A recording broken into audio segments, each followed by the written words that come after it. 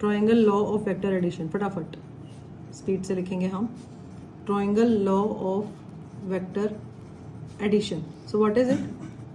When two sides are Two sides of the triangle. taken in Vectors. Statement में problem है. Let A and B are the two vectors and they are the sides of the they are taken as the triangle. regular sides of the triangle and the third side are taken As is the taken resultant in vector. reverse direction and Mhm. magnitude, then their resultant is given by the third Yes. side. Resultant vector is given by the third side of the triangle. So if we place two vectors like this, suppose this is a vector A and this is a vector B, and you can see these two vectors are inclined to each other, right? These two vectors are inclined to each other, and let the angle between these two vectors be theta. See, this vector is pointing in this direction, no? So we can extend the vector, and this vector is pointing in this direction. So the angle between these two vectors is this angle, theta. So these two vectors represent the sides, two sides of a triangle. Then the third vector is the resultant vector, and that represents the third side of the triangle, and it is always taken in opposite order. ठीक है, reverse order या opposite order we can say. कैसे? अब ये दोनों vectors आपके, आप देख रहे हो एक के पीछे एक चल रहे हैं, है ना? बट ये आपका कहाँ से स्टार्ट होगा? रिजल्टेंट आपका यहाँ से स्टार्ट होगा, जहाँ से आपका फर्स्ट वेक्टर शुरू हुआ है ना, इसके स्टार्टिंग पॉइंट से, और यहाँ पे एंड होगा. मतलब इसका जो स्टार्ट है यहाँ से होगा और एंडिंग कहाँ होगी इसकी? यहाँ होगी. So this is the resultant vector, vector R. And triangle law of vector addition में हम इसको बोलते हैं कि ये इसका क्या है? रिजल्टेंट वेक्टर है. इसका resultant vector is the how can we define resultant vector? क्या होता है मतलब रिजल्टेंट वेक्टर का?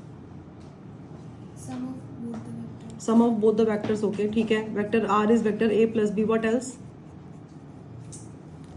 Vector R is A square. Resultant vector को हम इफेक्टिव वेक्टर भी बोल सकते हैं.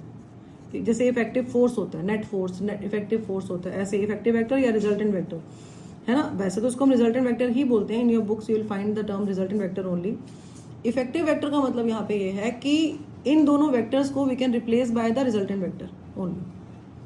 सो इफ इन दोनों का जो कंबाइंड इफेक्ट है, combined effect of these two vectors is produced by the one vector, resultant vector R itself. ठीक है, तो इसका मतलब ये भी है. तो अब इसका आता है triangle law of vector addition में. इस रिजल्टेंट वेक्टर का जो हमने फाइंड किया है, we find the magnitude of this resultant vector and we will also find the direction of this resultant vector, कि इसका मैग्नीट्यूड क्या होगा और इसकी डायरेक्शन क्या होगी वेक्टर आर की. ठीक है, तो उसके लिए I am going to draw this again. थोड़ा सा बड़ा बनाएंगे हम कि हमें एंगल्स क्लियर हो.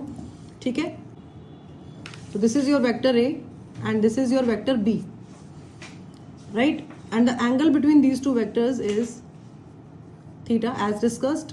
ठीक है, and how do we draw the resultant vector? We draw the resultant vector like this. So this is your vector r. Vector r is the resultant vector. ठीक है, अब हम क्या करते हैं? Let's draw a perpendicular. यहाँ पे एक परपेंडिकुलर ड्रॉ करेंगे हम ऐसे, जो इस पे फॉल करेगा. इसको लेबलिंग कर लेते हैं. Let this point be O, this is P, this is Q. So we have drawn a perpendicular from Q. ठीक है, ऑन दिस साइड, और ये आपका परपेंडिकुलर हम ले लेते हैं, क्यू एन हो गया. So Q N is perpendicular on OP. OP is extended to N. ठीक है, तो अब अगर ये आपका बी है, look at this triangle only.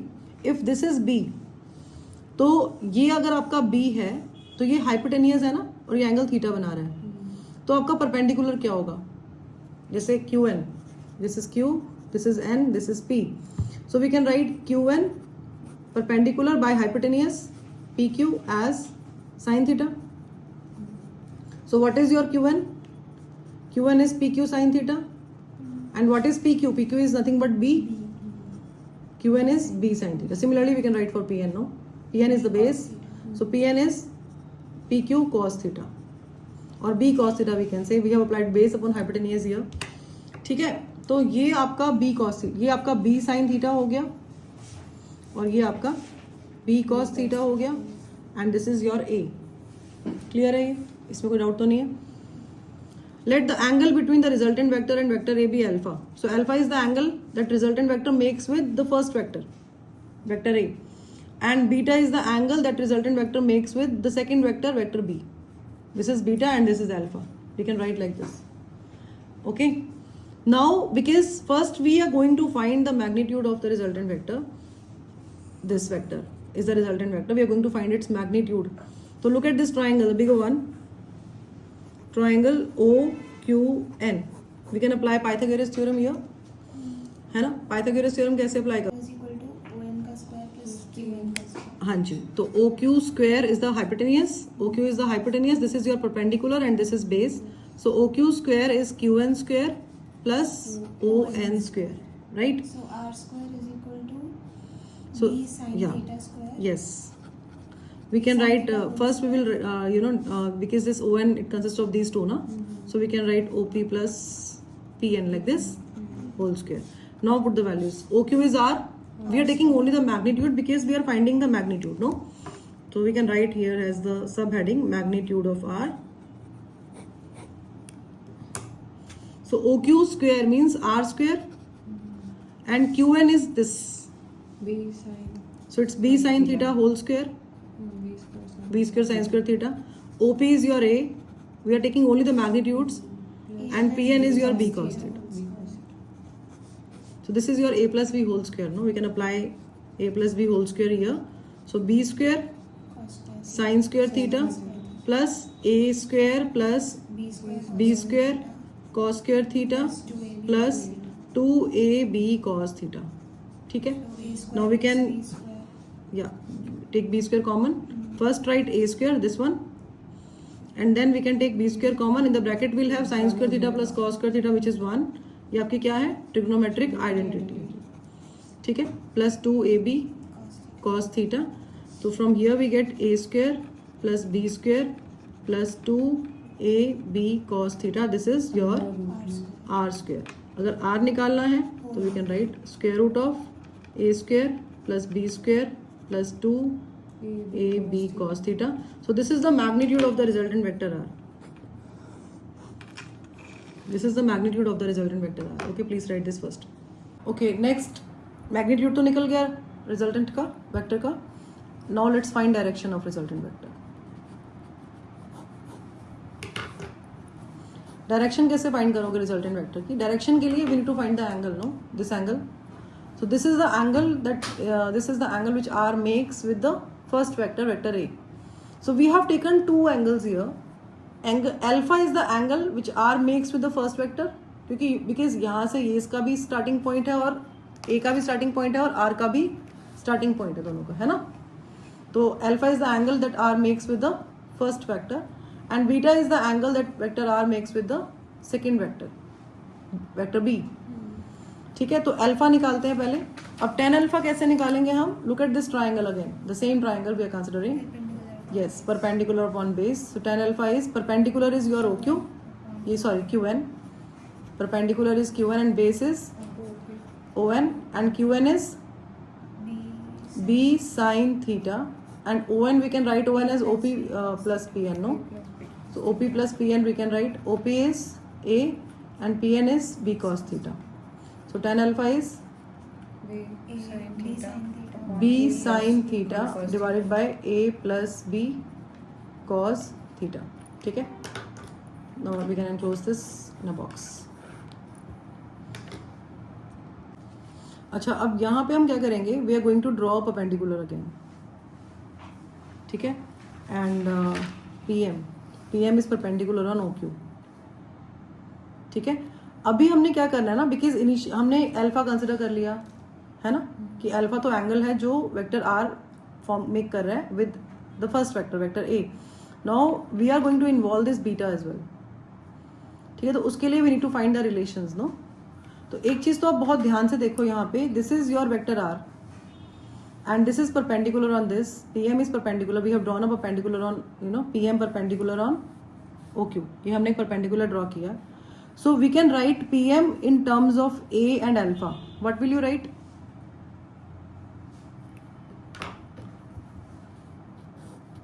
I'm writing here, okay, this portion. I'm taking this portion for writing.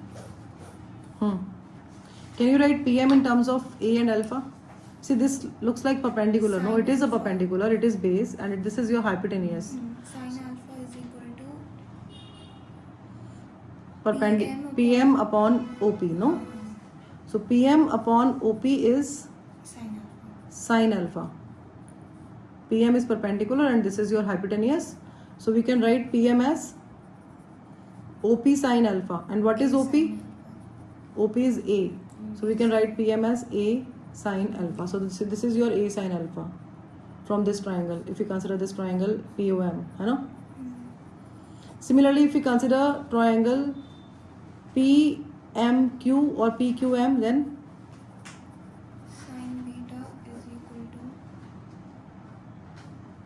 again PM divided by perpendicular upon hypotenuse PQ is sine beta. So from here we can write PM as PQ sine beta. PQ is B, no? So it is B sine beta. So A sine alpha and B sine beta represents the same side PM, no? So we can equate. This is one thing we have got. So from here we have got A sine alpha is equal to B sine beta. This is one relation that we have got from here. Right? Now look at the bigger triangle. This is B sine theta, right? Can we write this Qn in terms of R?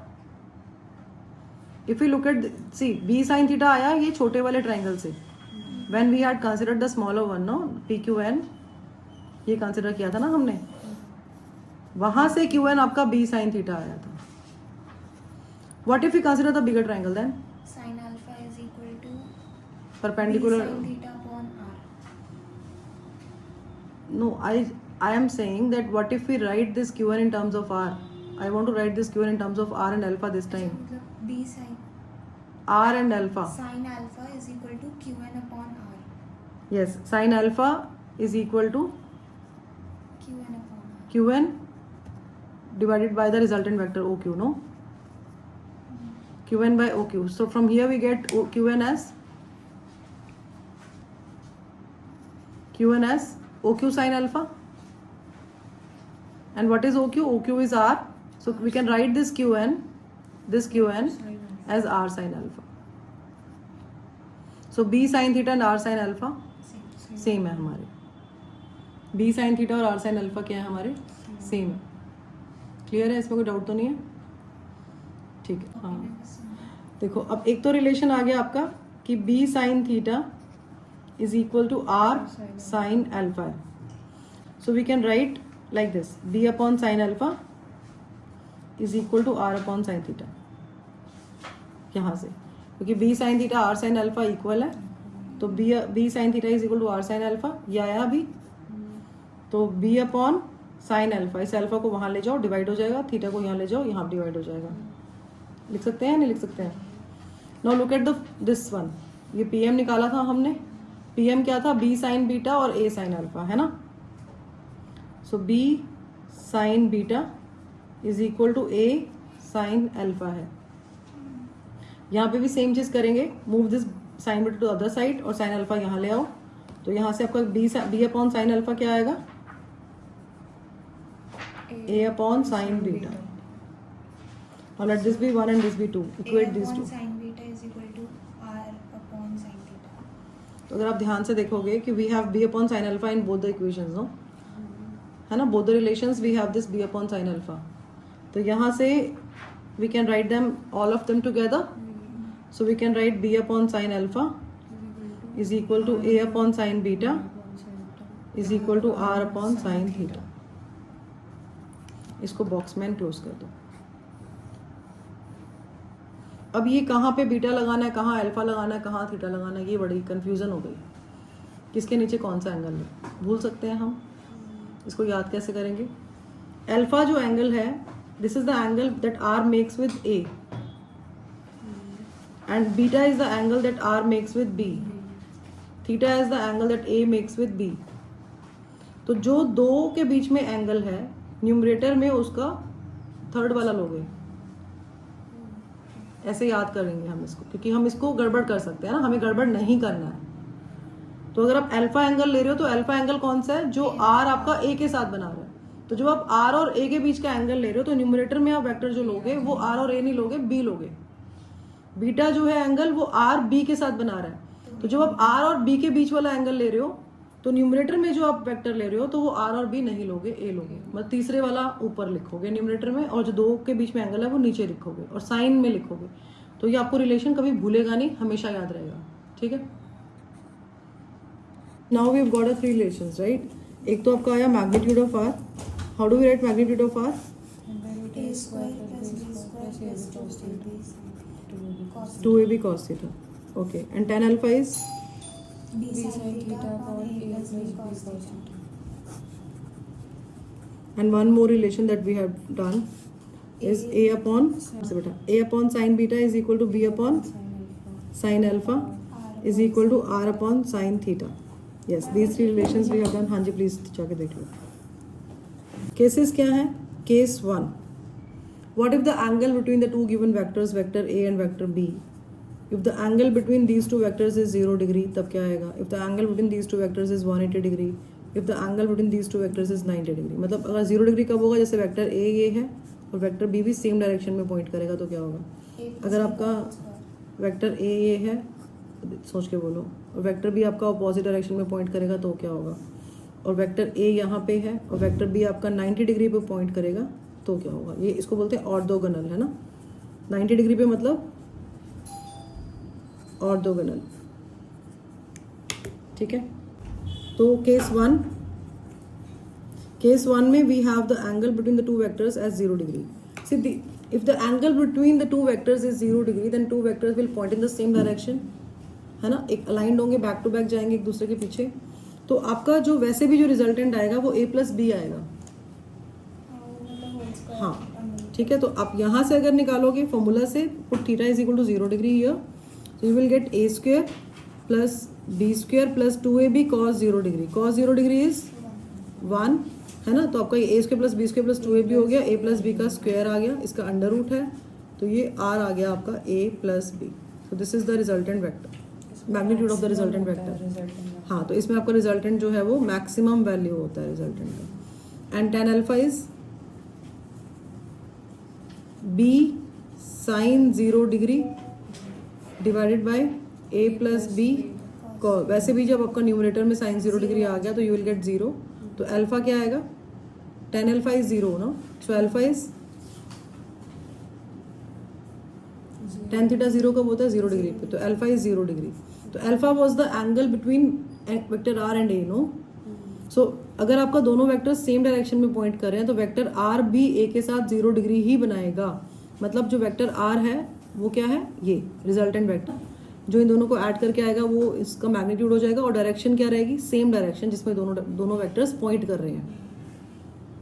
Clear है? ठीक है। Next case क्या है आपका? Case 2। Case 2 में क्या है? We are taking theta as 180 degree. So R क्या आएगा? a square plus b square plus 2ab cos 180 degree. cos 180 degree is -1 होता है। क्यों? cos 180 minus theta is minus cos theta. Will put theta is equal to 0 degree here, है ना। तो ये आपका -1 होता है। तो अब क्या आएगा? ये a square plus b square minus 2ab, a minus b का होल स्क्वायर अंडर रूट, तो r क्या आ गया? a minus b. Subtraction. So if two vectors are pointing in opposite direction, then we subtract the magnitudes to get the magnitude of the resultant vector. And again we can find this direction, tan alpha. क्या लिखेंगे? b sin 180 degree divided by a plus b cos 180 degree. This is -1 but this is 0, no? So you will get 0. So alpha is 0 degree. ठीक है। Case 3. Case 3 is the case when two vectors are orthogonal. Orthogonal means angle between the two vectors is 90 degree. They are perpendicular to each other. Then vector r is cos 90 degree. This time we'll get, no, cos 90 is 0. So ये आपकी term पूरी vanish हो जाएगी. If we have cos 90, it is just a square plus b square. And tan alpha b sin 90 degree. a plus b cos 90 degree. Sin 90 is 1, cos 90 is 0. तो आपका ऊपर आ गया b और नीचे सिर्फ a आएगा बिकॉज आपका b वाला टर्म 0 हो जाएगा. तो tan alpha is b upon a. This is your third case when the vectors are orthogonal or perpendicular, we can see. Okay, now let's do numerical problems based on this. See, if we have two forces, F1 and F2. Question number 1. ठीक है, so we have two forces F1 and F2, and because these are forces, these are vector quantities, they have both the magnitude as well as direction, right? And ratio of their magnitudes is given, it is 3:5, and the resultant of these two forces, ठीक है, ये दो vectors हैं, दोनों forces हैं और इनका magnitudes का ratio दिया हुआ है. अब जो इसका resultant force है, we are writing for resultant force I am writing just F. ठीक है, जो रिजल्टेंट फोर्स है it is 28 newton and these two forces are incline to each other. The angle between F1 and F2 is given, it is 60 degree. Angle between F1 and F2 is 60 degree. Means we have these two forces like this, F1 F2, angle between these two vectors is 60 degree, resultant is 28 Newton, and the ratios are given, ratios of their magnitudes are given. ठीक है, so find the magnitude of each force. Find F1 and F2. See, you can draw like this, or if you are using triangle law of vector addition, then you can draw like this. This is the angle 60 degree. We draw like this. In parallelogram, if you are applying parallelogram law of vector addition, then we draw like this. If we are applying triangle law of vector addition, then we draw like this. ठीक है? But angle is given. The thing that matters is the angle. So this is your angle theta, 60 degree. We can take F1 as 3x Newton. No, and F2 as 5x. Resultant is given. And how do we find resultant? It is square root of F1 square plus F2 square plus 2F1 F2 cos theta. Now you can put the values here. है ना, F1 square is 5x 3x square plus 5x square. You can do like this, no? करो.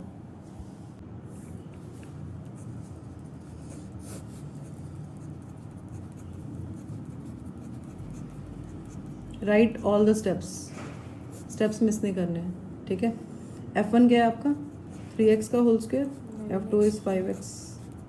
3x 2 बोला into, कि 2x बोला? no, it is 3:5. Ratio is 3:5.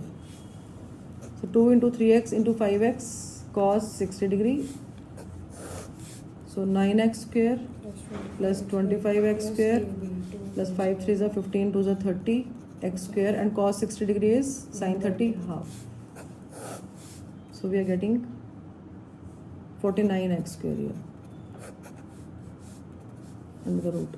So 7x is the resultant, and resultant is given, no? Resultant force is 28.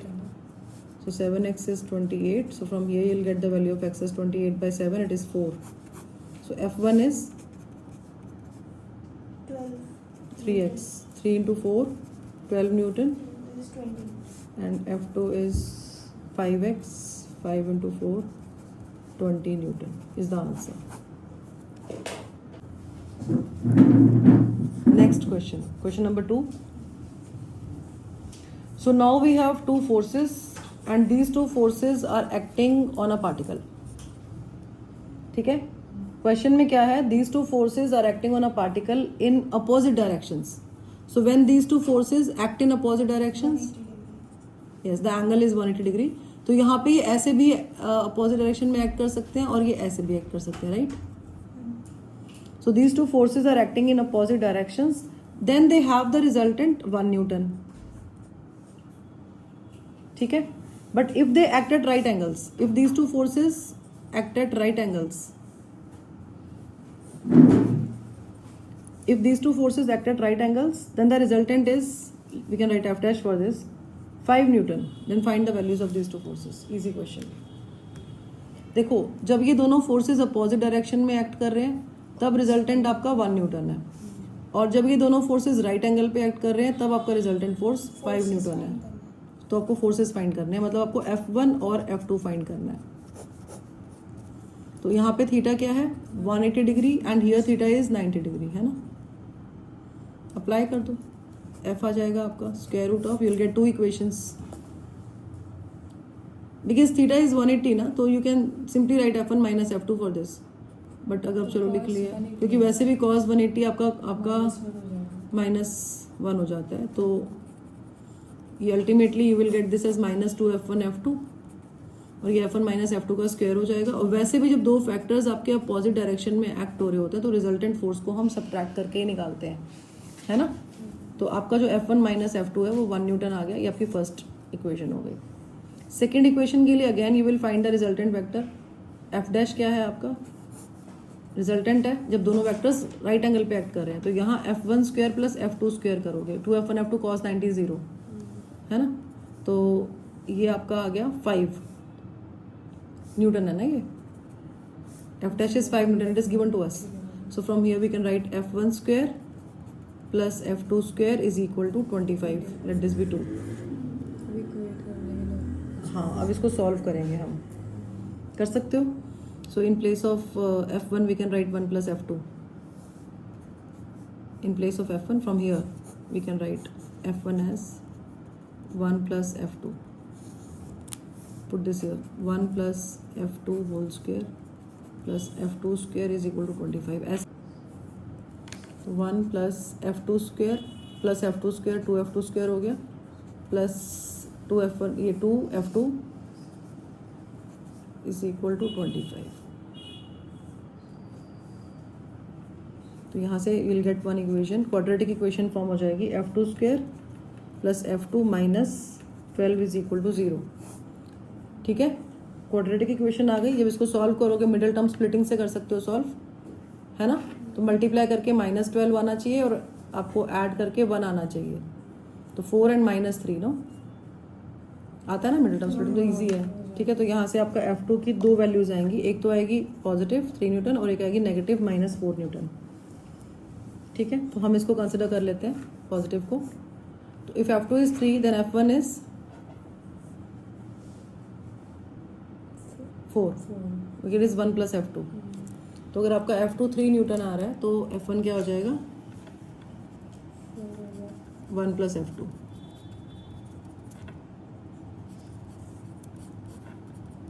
Newton.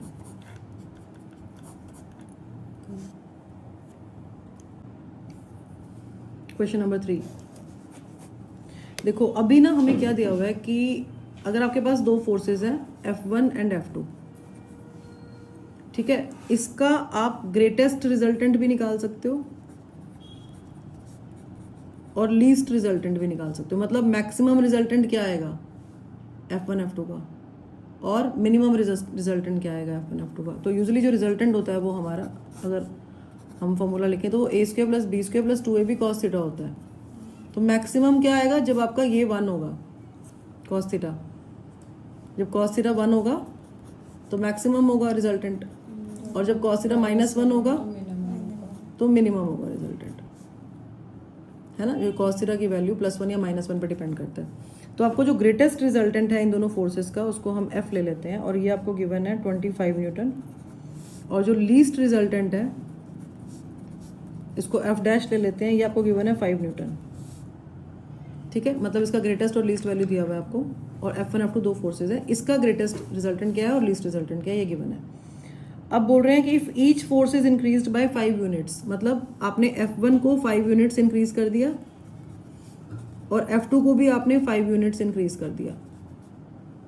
ठीक है, if each force is increased by 5 units find the resultant of 2 new forces. Now we have got a new forces F1 dash F2 dash, है ना। तो ये जो आपके दो नए फोर्सेस आए हैं, और अगर इन दोनों फोर्सेस के बीच में जो 90 डिग्री एंगल बन रहा है अगर between F1 dash and F2 dash, ठीक है, तो आपका रिजल्टेंट क्या होगा, what will be the resultant.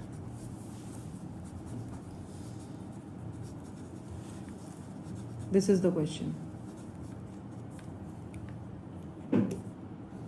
पहले तो ये कि आपको ग्रेटेस्ट रिजल्टेंट दिया हुआ है, मतलब आपको F1 प्लस F2 दिया हुआ है, आपको लीस्ट रिजल्टेंट दिया हुआ है, मतलब आपको F1 माइनस F2 दिया हुआ है। तो यहाँ से you can find your F1 F2। तो क्या आ रहा है, 2F1 is equal to 30। F1 कितना आ गया,